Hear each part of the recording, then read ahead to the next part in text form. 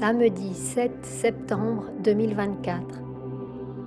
Message hebdomadaire de la Vierge Marie, Rose de la Paix, transmis à Fatima, Portugal, au voyant frère Elias del Sagrado Corazón de Jesús.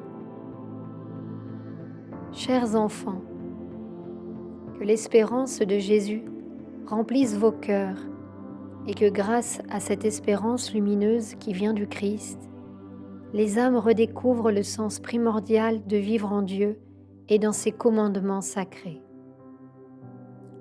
La vie divine est régie par des lois et c'est à travers le fonctionnement des lois de Dieu que se manifeste l'équilibre parfait et que tout ce qui est sous la loi majeure reste en harmonie.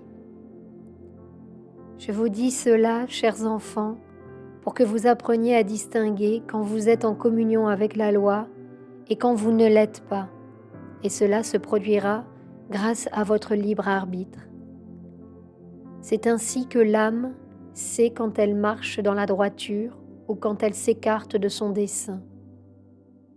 En ces temps de grands défis et de situations imprévisibles, être sous la loi protégera et sauvegardera chacun de vos pas.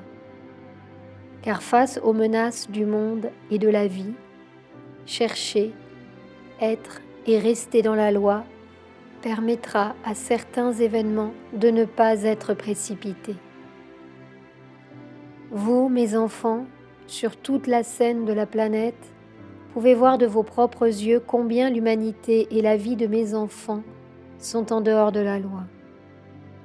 Par conséquent, il incombera à ceux qui sont plus conscients et qui ont eu la grâce d'être touchés par la parole des Sacrés-Cœurs, de faire le plus grand effort pour être dans la loi et de la pratiquer pour tous ceux qui la transgressent ou la nient.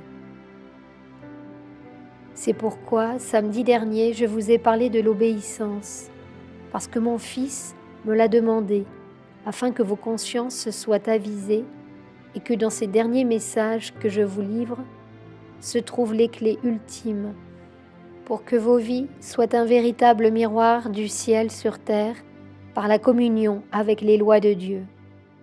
Beaucoup en auront besoin.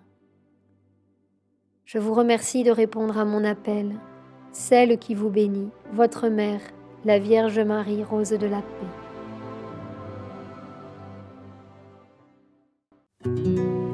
Sur la chaîne Telegram, suivons les messagers divins.